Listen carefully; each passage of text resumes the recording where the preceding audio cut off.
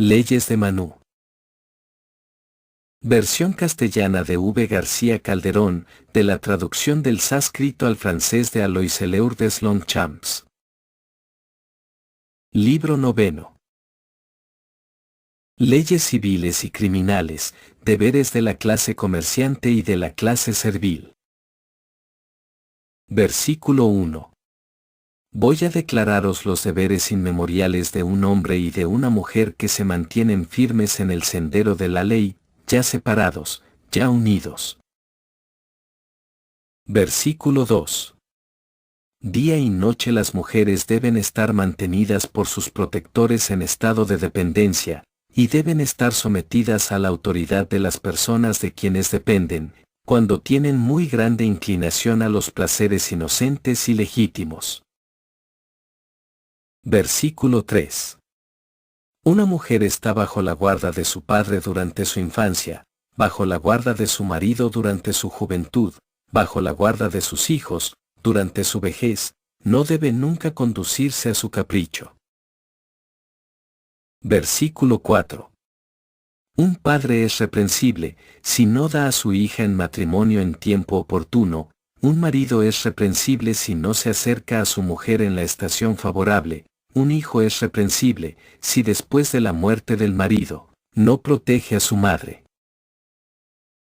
Versículo 5. Debe tratarse sobre todo de asegurar a las mujeres contra las malas inclinaciones, aun las más ligeras. Si las mujeres no estuvieran vigiladas, harían la desgracia de dos familias. Versículo 6. Que los maridos, por débiles que sean, considerando que es una ley suprema para todas las clases, tengan sumo cuidado de velar por la conducta de sus mujeres. Versículo 7. En efecto, un marido preserva a su linaje, sus costumbres, su familia, se preserva a sí mismo y su deber, preservando a su esposa. Versículo 8. Un marido, fecundando el seno de su mujer, renace allí bajo la forma de un muévedo y la esposa está llamada adjada porque el marido nace, hayate, en ella por segunda vez. Versículo 9. Una mujer da siempre a luz a un hijo dotado de las mismas cualidades que el que lo ha engendrado, por lo que a fin de asegurar la pureza de su prole, un marido debe siempre cuidar con el mayor celo a su mujer. Versículo 10. Nadie llega a mantener en su deber a las mujeres con medios violentos, pero se logra esto fácilmente con ayuda de los expedientes siguientes. Versículo 11. Que el marido asigne como funciones a su mujer el recaudo de las rentas y el gasto, la purificación de los objetos y del cuerpo, el cumplimiento de su deber, la preparación del alimento y el cuidado de los utensilios de casa. Versículo 12. Encerradas en la casa bajo la guarda de hombres fieles y adictos, no están sin embargo, las mujeres en seguridad. Solo están en perfecta seguridad las que se guardan a sí mismas por propia voluntad. Versículo 13. Beber licores embriagadores, frecuentar malas compañías, separarse de su esposo, correr de un lado a otro, entregarse al sueño a horas indebidas y residir en casa ajena, con 6 acciones deshonrosas para las mujeres casadas. Versículo 14. Tales mujeres no se fijan en la belleza, no se detienen a considerar la edad, que su amante sea hermoso o feo, poco importa, es un hombre y gozan de él. Versículo 15. A causa de su pasión por los hombres, de la inconstancia de su ánimo y de la falta de afecto que les es propio, por más que se les guarde aquí abajo con vigilancia, son infieles a sus esposos. Versículo 16. Que conociendo así el carácter que les fue otorgado en el momento de la creación por el Señor de las criaturas, los maridos pongan el mayor celo en vigilarlas. Versículo 17. Manú ha dado en dote a las mujeres el amor de su lecho, de su asiento y de su adorno, la concupiscencia, la cólera, las malas inclinaciones, el deseo de hacer el mal y la perversidad. Versículo 18. Ningún sacramento, tratándose de mujeres, está acompañado de plegarias, mantres, la ley así lo prescribe. Privadas del conocimiento de las leyes y de las plegarias expiatorias, las mujeres culpables son la falsedad misma. Tal es la regla establecida. Versículo 19. En efecto se lee en los libros santos diversos párrafos que demuestran su verdadero carácter. Conoced ahora los textos sagrados que pueden servir de expiación. Versículo 20. Que esta sangre que mi madre, infiel a su esposo, ha mancillado yendo a la casa ajena, lo purifique mi padre. Tal es el tenor de la fórmula sagrada que debe recitar el hijo que conoce la falta de su madre. Versículo 21. Si una mujer ha concebido en su mente un pensamiento cualquiera perjudicial a su esposo, esta plegaria, según está declarado, sirve de perfecta expiación de la falta al hijo y no a la madre. Versículo 22. Cualesquiera que sean las cualidades de un hombre al que está unido una mujer en matrimonio legítimo, adquiere ella tales cualidades del mismo modo que el río por su unión con el mar. Versículo 23. Achamala, mujer de baja extracción, unida a Vasista y Sarangi, unida a Mandapala, Santo Orrisi. Obtuvieron muy honroso puesto. Versículo 24. Estas mujeres y otras aún, todas de baja extracción, llegaron a elevarse en el mundo por las virtudes de sus señores. Versículo 25. Tales son las prácticas siempre puras en cuanto a la conducta civil del hombre y de la mujer. Aprended ahora las leyes que conciernen a los niños y de las que dependen la felicidad en este mundo y en el otro. Versículo 26. Las mujeres que se unen a sus esposos con el deseo de tener hijos, que son perfectamente felices y dignas de respeto y que hacen honor a sus casas, son verdaderamente diosas de la fortuna, no hay diferencia alguna. Versículo 27. Dar a luz hijos, educarlos cuando vienen al mundo, ocuparse cada día en los cuidados domésticos, tales son los deberes de las mujeres. Versículo 28.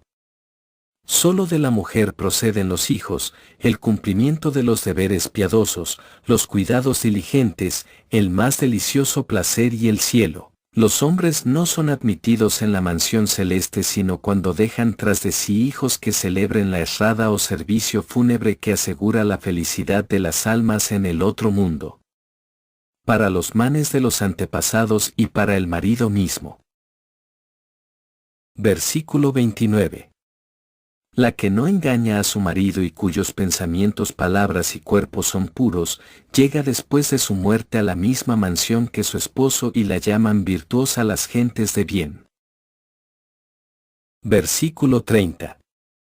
Pero por una conducta culpable para con su esposo, una mujer está expuesta en este mundo a la ignominia. Después de su muerte renacerá en el vientre de un chacal y sufrirá enfermedades como la consunción pulmonar y la elefantitis. Versículo 31. Sabed ahora con respecto a los niños, esta ley saludable concerniente a todos los hombres y declarada por los sabios y los maarsis nacidos desde un principio. Versículo 32. Reconocen al hijo varón como al hijo del Señor de la mujer, pero la Santa Escritura presenta dos opiniones con respecto al Señor. Según unos el Señor es el que ha engendrado al hijo, según los otros es aquel a quien pertenece la madre. Versículo 33. La mujer está considerada por la ley como el campo y el hombre como la simiente. Por la cooperación del campo y de la simiente ocurre el nacimiento de todos los seres animados. Versículo 34. En ciertos casos el poder prolífico del macho tiene una importancia especial, en otros casos es la matriz de la hembra. Cuando hay igualdad en los poderes, la raza obtenida es estimadísima. Versículo 35. Si se compara el poder procreador del macho, pues la progenitura de todos los seres animados se distingue por las señales del poder macho. Versículo 36. Cualquiera que sea la especie de grano que se arroje a un campo preparado en la estación conveniente, se desarrolla tal simiente en una planta de la misma especie dotada de cualidades visibles particulares. Versículo 37. Sin duda alguna se le llama a esta tierra la matriz primitiva de los seres, pero la simiente, en su vegetación, no desarrolla ninguna de las propiedades de la matriz. Versículo 38. En esta tierra, en el mismo campo cultivado, se desarrollan según su naturaleza simientes de diferentes clases sembradas en tiempo conveniente por los labradores. Versículo 39. Las diversas clases de arroz, el texto cita dos, llamadas urí y salí. El mudga, Passeolus mungo. El sésamo, el masa, Passeolus radiatus. La cebada, el ajo y la caña de azúcar, brotan según la naturaleza de las simientes. Versículo 40. Que se siembre una planta y brote otra, he aquí lo que no puede ocurrir. Cualquiera que sea el grano sembrado, solo él brota. Versículo 41. En consecuencia, el hombre de buen sentido, bien educado, versado en los Vedas y los Angas, y deseoso de larga vida, no debe nunca esparcir su simiente en campo ajeno. Versículo 42.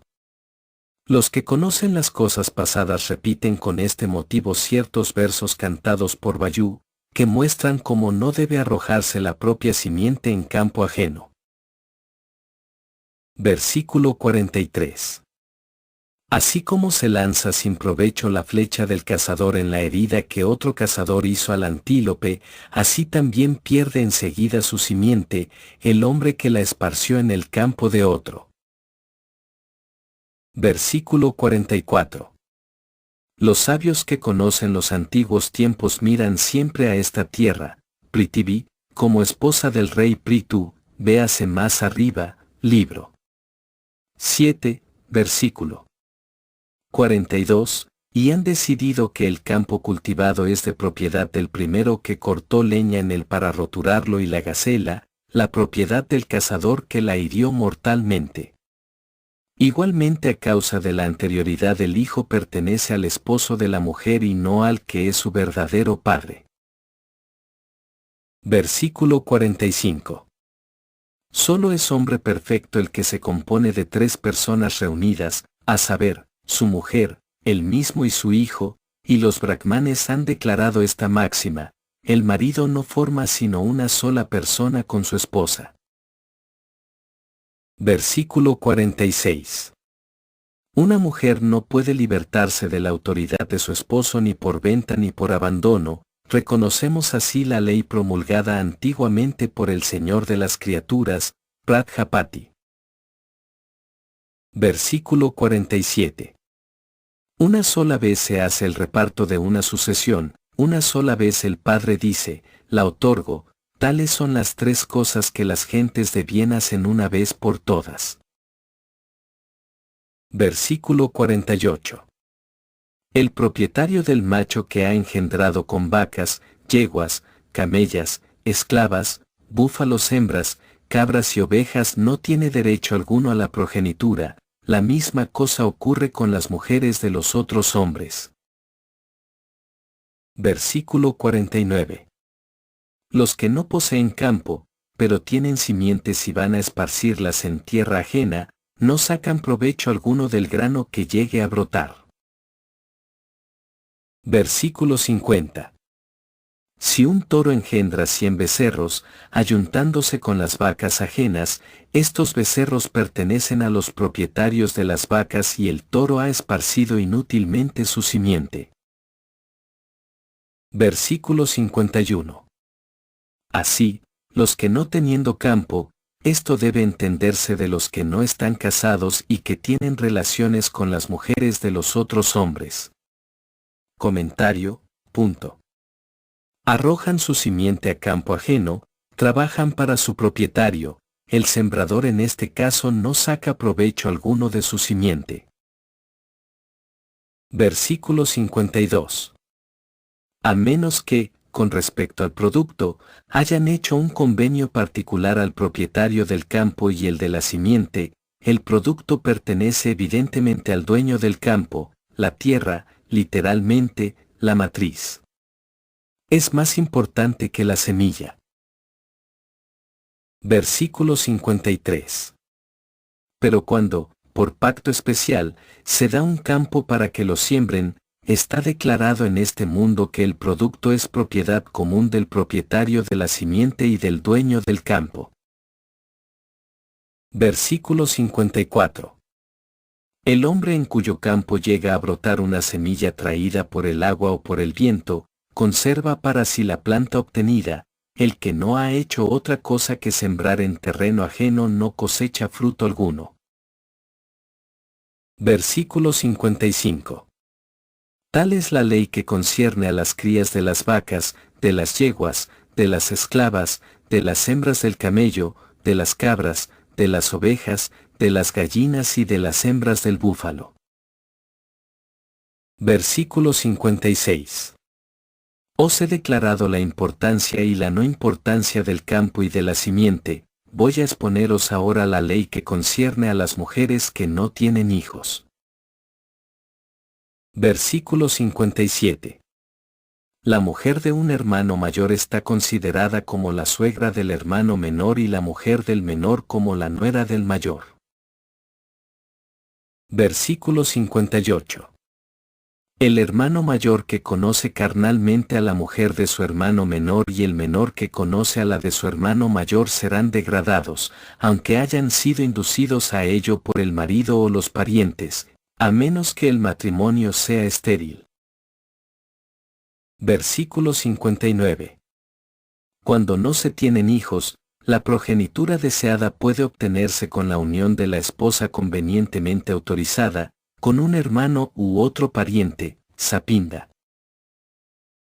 Versículo 60. Que, untado de mantequilla líquida y guardando silencio, el pariente encargado de esta misión, acercándose durante la noche a una viuda o a una mujer privada de hijos, engendra un solo hijo, nunca un segundo. Versículo 61. Algunos de los que conocen a fondo esta cuestión, fundándose en que puede no lograrse perfectamente el objeto de tal disposición con el nacimiento de un solo hijo, son de opinión que las mujeres pueden legalmente engendrar de este modo un segundo hijo. Versículo 62. Que, cada vez obtenido el objeto de esta comisión, según la ley, las dos personas, el hermano y la cuñada, se traten entre sí como un padre y una nuera. Versículo 63. Pero un hermano, ya sea el mayor, ya sea el menor, que encargado de cumplir con este deber, no observa la regla prescrita y no piensa sino en satisfacer sus deseos, será degradado en los dos casos, si es el mayor, por haber manchado el lecho de su nuera, si es el menor, el de su padre espiritual. Versículo 64. Una viuda o una mujer privada de hijos no debe ser autorizada por los wicjas a concebir valiéndose de otra persona, pues los que le permiten concebir así, violan la ley primitiva. Versículo 65. No está mentada absolutamente semejante comisión en los pasajes de la Santa Escritura que se refieren al matrimonio y no dicen las leyes nupciales que una viuda pueda contraer otra unión. Versículo 66. En efecto, Esta costumbre, que no conviene sino a los animales, ha sido altamente censurada por los brahmanes instruidos. Sin embargo, se dice que tuvo aceptación entre los hombres bajo el reino de Vena. Versículo 67.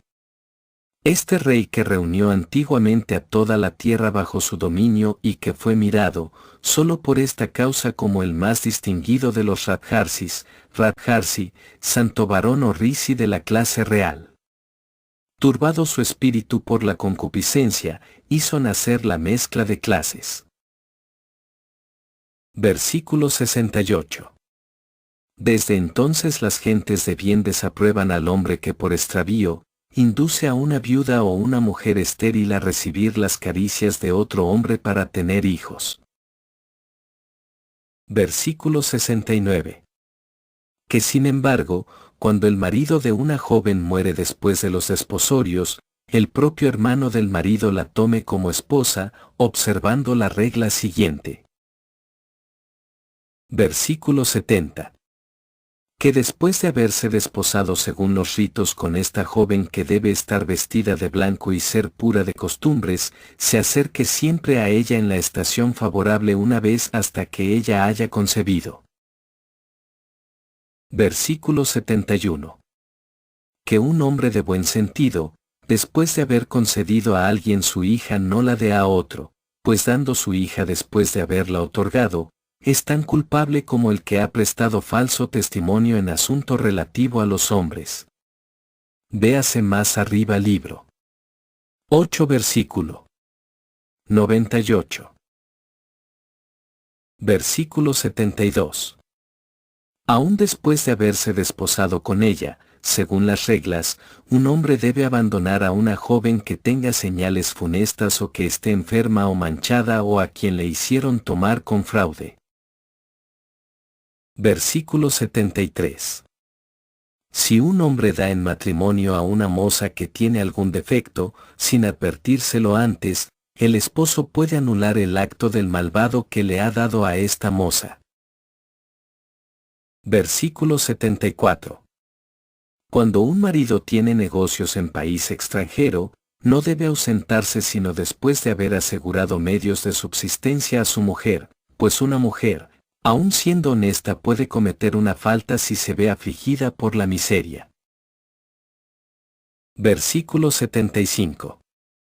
Que si antes de partir el marido le ha dado con qué subsistir, viva observando una austera conducta, que si no le ha dejado nada, gane su vida ejerciendo una profesión honrada como la de hilandera. Versículo 76. Que cuando el marido ha partido para cumplir con un deber piadoso, lo espere durante 8 años, que cuando se ha ausentado por motivos de ciencia o de gloria, lo espere durante 6 años, cuando fue por su gusto, durante 3 años solamente, que, vencido este término, vaya a juntarse con él. Versículo 77. Que durante 1 año entero, un marido soporte la aversión de su mujer, pero que después de 1 año, si ella continúa odiándolo, tome lo que ella posee en particular, le dé realmente con qué subsistir y vestirse y cese de vivir con ella. Versículo 78. La mujer que es negligente con un marido, apasionada por el juego, que ama los licores espirituosos o sufre de alguna enfermedad, debe ser abandonada durante 3 meses y privada de sus adornos y de sus muebles. Versículo 79. Pero la que tiene aversión por un marido insensato o culpable de grandes crímenes o eunuco o impotente o enfermo, ya sea de elefantiasis, ya de consunción pulmonar, no debe ser abandonada ni privada de sus bienes. Versículo 80. Una mujer dada a las bebidas embriagantes, que tiene malas costumbres, que está siempre en contradicción con su marido, que se halla atacada de una enfermedad incurable, como la lepra, que tiene muy mal carácter y que disipa su haber, debe ser reemplazada por otra mujer. Literalmente, suspendida de sus funciones. Su marido puede casarse con otra mujer. Comentario, punto. Versículo 81.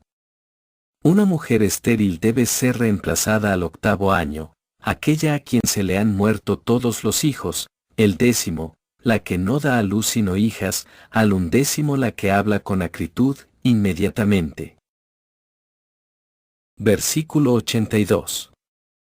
Pero la que aunque esté enferma, es buena y de buenas costumbres no puede ser reemplazada por otra mientras ella no lo consienta y no debe ser nunca tratada con desprecio.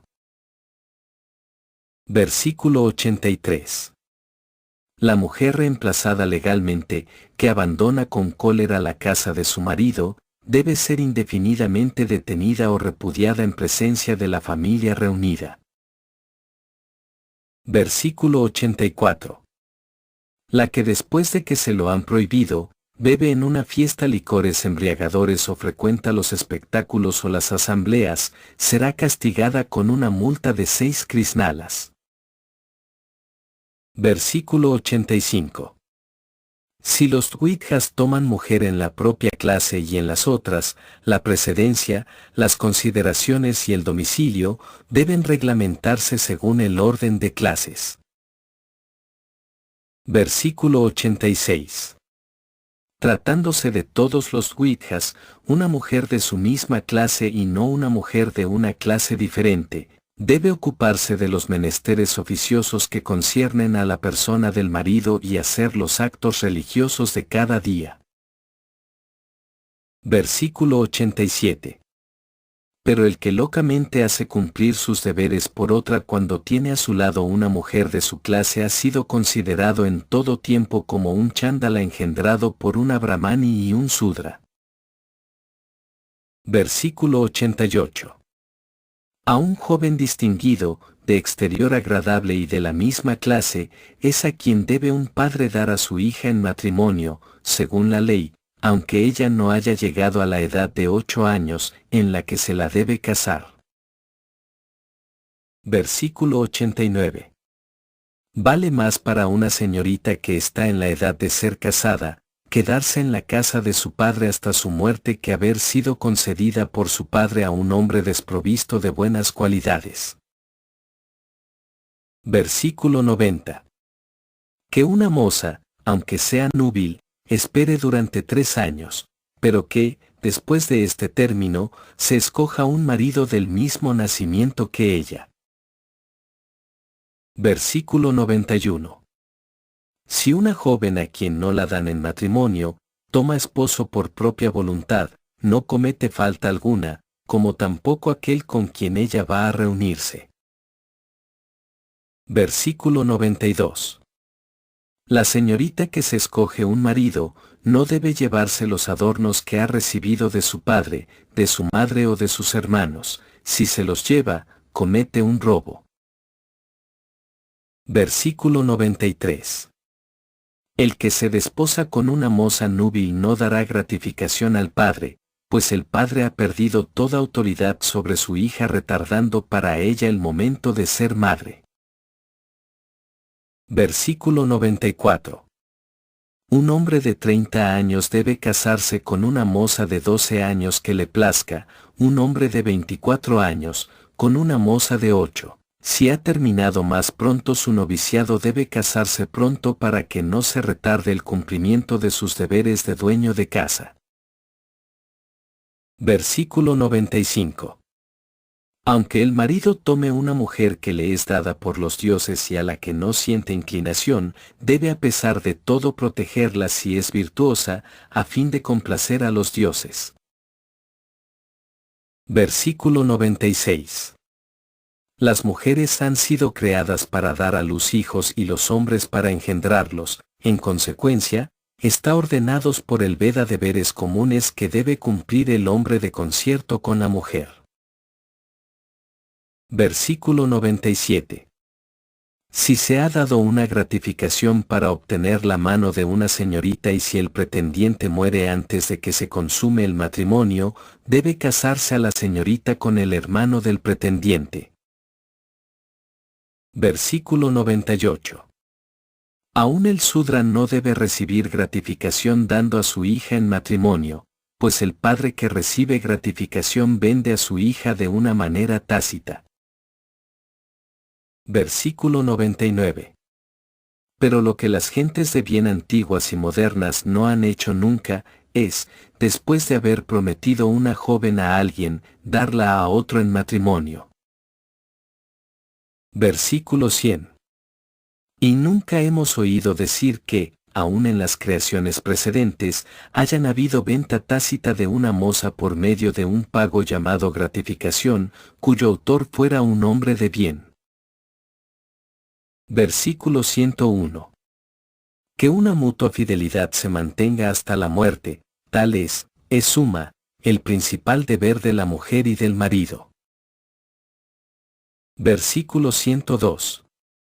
Por lo que un hombre y una mujer unidos en matrimonio, deben tratar de nunca estar desunidos ni de faltar a la fe que mutuamente se deben. Versículo 103. El deber lleno de afecto del hombre y de la mujer acaba de seros declarado, así como el medio de tener hijos en caso de esterilidad del matrimonio. Aprended ahora cómo debe hacerse el reparto de una sucesión. Versículo 104.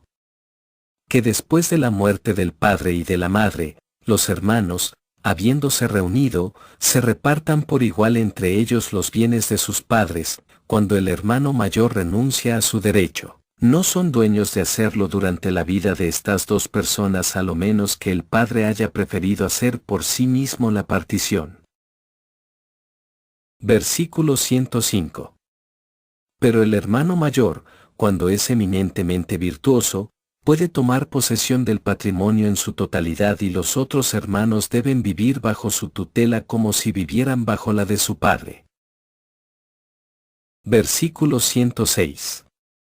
En el momento del nacimiento del mayor, aún antes de que el niño haya recibido los sacramentos, un hombre es padre y paga su deuda para con sus antepasados. Los antepasados del que no tiene hijo que celebre la esrada en su honor, están excluidos de la mansión celeste.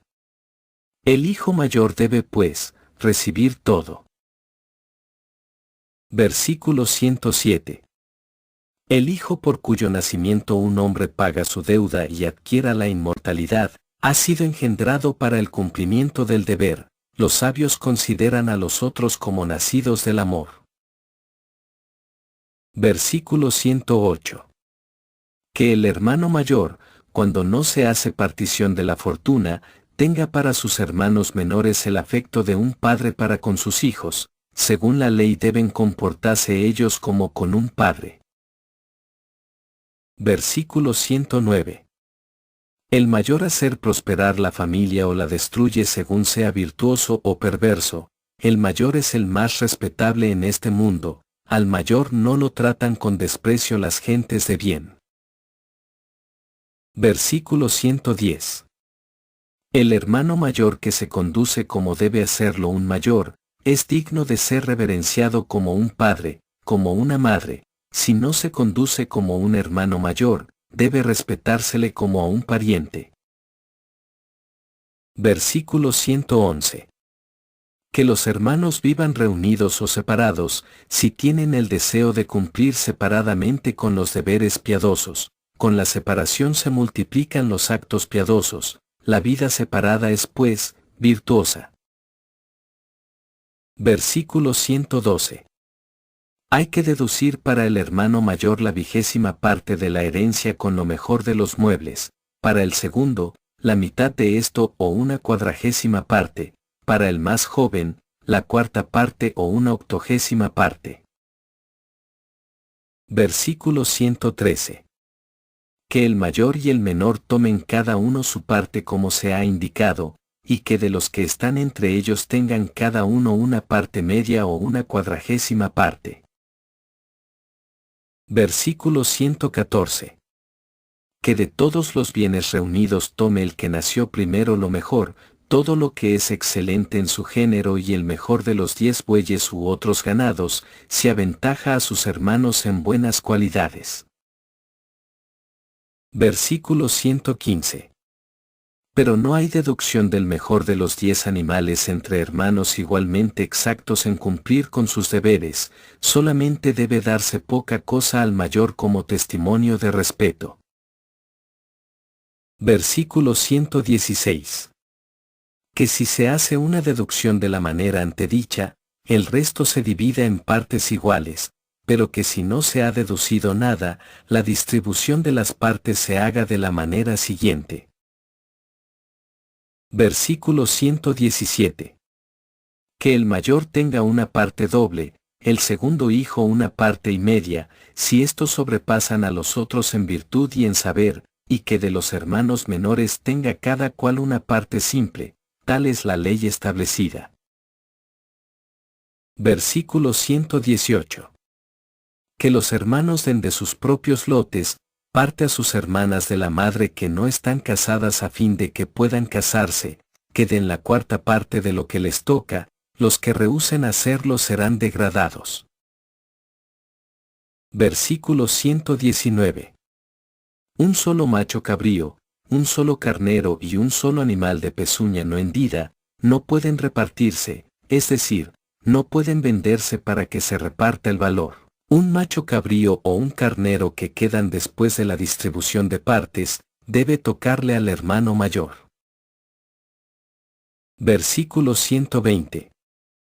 Si un hermano menor, después de haber sido autorizado a ello, ha engendrado un hijo cohabitando con la mujer de su hermano mayor fallecido, véase más arriba versículo 59 y 60.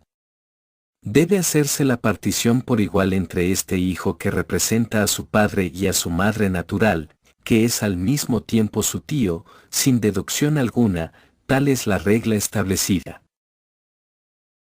Versículo 121.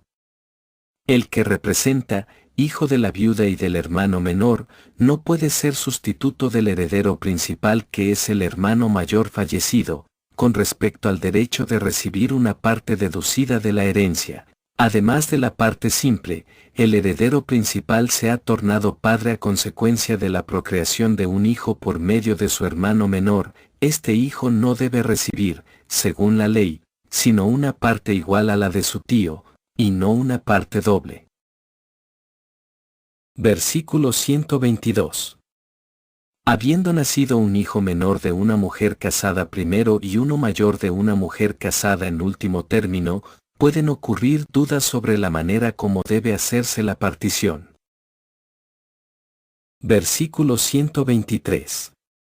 Que el hijo nacido de la primera mujer, tome un excelente toro deducido de la herencia, los otros toros de inferior calidad les tocan a los que les son inferiores por parte de sus madres casadas más tarde. Versículo 124. Que el hijo nacido primero y que fue dado a luz por una mujer casada primero, tome 15 vacas y un toro cuando es sabio y virtuoso, y que los otros hijos tomen lo que queda, cada cual según el derecho que le transmite su madre. Tal es la decisión. Versículo 125.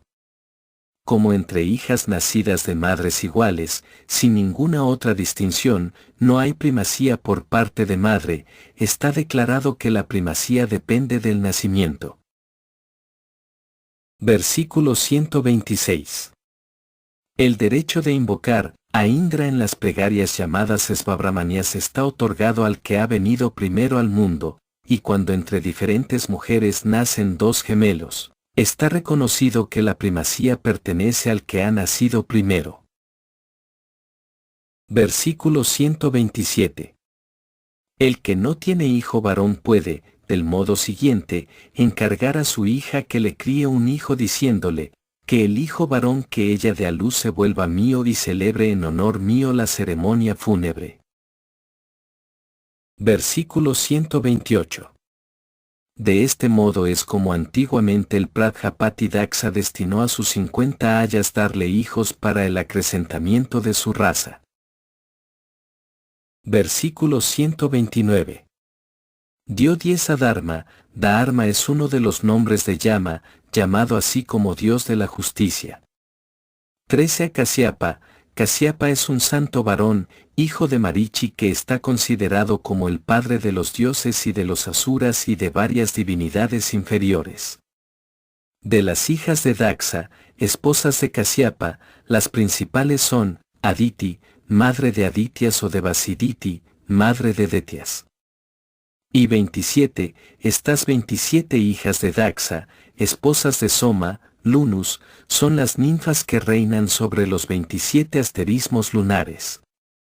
A Soma, rey de los brahmanes y de las hierbas medicinales, regalándoles adornos con entera satisfacción. Versículo 130.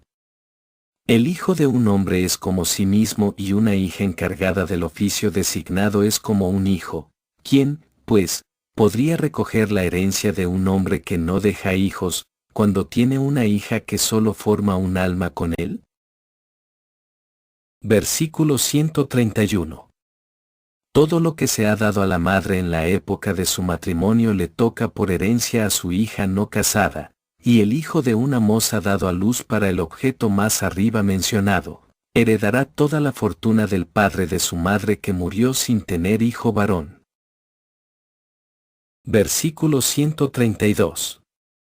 Que el hijo de una hija casada con la intención antedicha, tome toda la fortuna de su abuelo materno muerto sin tener hijo varón y que ofrende 2 pasteles fúnebres, el uno a su propio padre, el otro a su abuelo materno.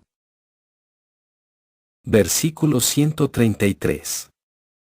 Entre el hijo de un hijo y el hijo de una hija así casada, no hay, según la ley, diferencia alguna en este mundo, puesto que el padre del primero y la madre del segundo, han nacido ambos del mismo hombre. Versículo 134. Si después que se ha encargado a una hija que críe para su padre un hijo varón, le nace un hijo a este hombre, el reparto de la sucesión debe en este caso hacerse por igual, pues una mujer no tiene derecho de primogenitura. Versículo 135. Si una hija a quien su padre ha encomendado así, que le dé un hijo, muere sin haber dado a luz un hijo varón, el marido de esta hija puede entrar en posesión de toda su fortuna sin vacilar. Versículo 136. Haya o no, habiendo formulado el padre este proyecto sin declarárselo, recibido la hija la comisión antedicha en presencia del marido, si tiene un hijo por su unión con un marido de su misma clase, el abuelo materno, por el nacimiento de este niño se torna padre de un hijo, y este hijo debe ofrendar el pastel fúnebre y heredar la fortuna. Versículo 137. Por un hijo gana un hombre los mundos celestes, por el hijo de un hijo obtiene la inmortalidad, por el hijo de este nieto, se eleva a la mansión del sol. Versículo 138. A causa de que el hijo liberta a su padre de la mansión eterna llamada Put, ha sido llamado por el mismo Brahma, salvador del infierno, Putra. Versículo 139. En este mundo no hay diferencia alguna entre el hijo de un hijo y el de una hija engendrada de la misión mencionada. El hijo de una hija libra en el otro mundo a su abuelo también como el hijo de un hijo. Versículo 140. Que el hijo de una hija casada por el motivo antedicho, ofrende el primer pastel a su madre, el segundo al padre de su madre, y el tercero a su bisabuelo materno. Versículo 141. Cuando un hijo dotado de todas las virtudes ha sido dado a un hombre del modo que se indicará, tal hijo, aunque haya salido de otra familia, debe recibir la herencia por entero, a menos que haya un hijo legítimo, pues, es este caso, no puede recibir sino la sexta parte. Versículo 142.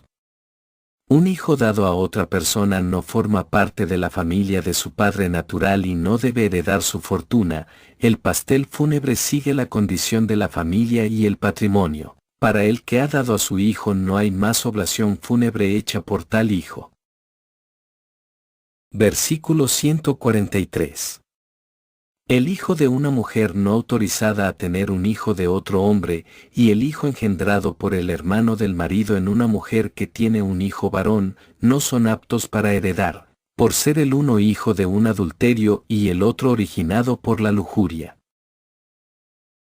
Versículo 144.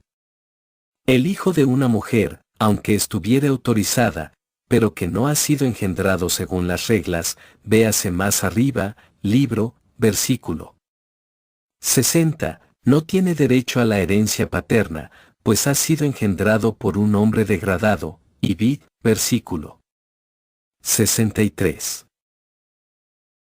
Versículo 145. Pero el hijo engendrado según las reglas prescritas, por una mujer autorizada, si está dotado de buenas cualidades, debe heredar, bajo todo aspecto, como hijo engendrado por el marido, pues en este caso la semilla y el fruto pertenecen por derecho propio al propietario del campo. Versículo 146. El que toma bajo su custodia los bienes, muebles e inmuebles, de un hermano muerto y a su mujer, debe, después de haber procreado un hijo para su hermano, entregarle a este hijo toda la fortuna que le toca, cuando éste llegue a la edad de 16 años. Versículo 147. Cuando una mujer, sin estar autorizada, o, según otra lección que prefieren William Jones y Colebruoque, cuando una mujer, aun estando legalmente autorizada a ello, engendra un hijo con el hermano o con cualquier otro pariente de su marido, declaran los sabios que el hijo no puede heredar y ha nacido en vano, si fue engendrado por un hombre que estaba animado de deseo impúdico, Digest 3, 199, a ello, obtiene un hijo por medio del comercio ilegal con el hermano de su marido o cualquier otro pariente, está declarado que este hijo nacido del amor no puede heredar y ha nacido en vano. Versículo 148. Entiéndase que el reglamento que acaba de enunciarse solo se aplica a los hijos nacidos de mujeres de la misma clase. Aprended ahora la ley que concierne a los hijos dados a luz por muchas mujeres de clases diferentes. Versículo 149. Si un brahman tiene 4 mujeres que pertenecen a las 4 clases en el orden directo, y si todas ellas tienen hijos, he aquí cuál es la regla prescrita para la partición. Versículo 150. El mozo de labranza, el toro que sirve para fecundar las vacas, el carro, las joyas y la morada principal, deben deducirse de la herencia y darse al hijo de la mujer brahmani con una parte mayor, a causa de su superioridad. Versículo 151. Que el brahman tome 3 partes del resto de la herencia, el hijo de la mujer kshatriya, 2 partes, el vaisya 1 parte y media, el de la sudra 1 parte simple. Versículo 152. O también, un hombre versado en la Santa Escritura debe dividir todo su haber en 10 partes sin que se deduzca nada y hacer una distribución legal de la manera siguiente. Versículo 153. Que el hijo de la brahmani tome 4 partes, el hijo de la kshatriya, 3, el hijo de la vaisya, 2, el hijo de la sudra, 1 sola. Versículo 154. Pero tenga o no tenga un brahman hijos nacidos de mujeres que pertenecen a las 3 clases regeneradas, la ley prohíbe dar al hijo de una sudra, más de la 10ª parte del bien. Versículo 155. Al hijo de un brahman, de un kshatriya, o de un vaisya habido en una mujer sudra, no se le permite que herede a menos que sea virtuoso o que su madre haya estado legítimamente casada, pero lo que su parte le da, le pertenece en propiedad. Versículo 156. Todos los hijos de Dwidjas nacidos de mujeres que pertenecen a la misma clase que sus maridos, deben repartirse por igual la herencia, después de que los menores han dado al mayor su lote deducido. Versículo 157. Le está ordenado a un Sudra el casarse con una mujer de su clase y no de otra. A todos los hijos que nacen de ella deben tocarles partes iguales aunque hubiera un centenar de hijos. Versículo 158. De estos 12 hijos de los hombres que Manu Esbayán Buba, salido del ser existente por sí mismo, ha distinguido, 6 son parientes y herederos de la familia y 6 no son herederos, pero sí parientes. Versículo 159. El hijo engendrado por el marido mismo en legítimo matrimonio, el hijo de su mujer y de su hermano, según la manera arriba mencionada, véase versículo 59 y 60. Un hijo dado, un hijo adoptado, un hijo nacido clandestinamente o cuyo padre se ignora y un hijo rechazado por sus padres naturales, son todos 6 parientes y herederos de la familia. Versículo 160. El hijo de una señorita no casada, el de la que se ha casado estando encinta, un hijo comprado, el hijo de una mujer 2 veces casada, un hijo que se ha dado el mismo y el hijo de un Sudra. Son todos 6 parientes pero no herederos. Versículo 161. El hombre que pasa a través de la oscuridad infernal no dejando tras de sí sino hijos despreciables como los 11 últimos, tiene la misma suerte del que atraviesa el agua en una mala barca. Versículo 162. Si un hombre tiene como herederos de su fortuna a un hijo legítimo y a un hijo de su mujer y de un pariente, nacido antes que el hijo legítimo durante una enfermedad de este hombre, enfermedad que había sido considerada incurable, cada uno de estos hijos, con exclusión del otro, debe entrar en posesión del haber de su padre natural. Versículo 163.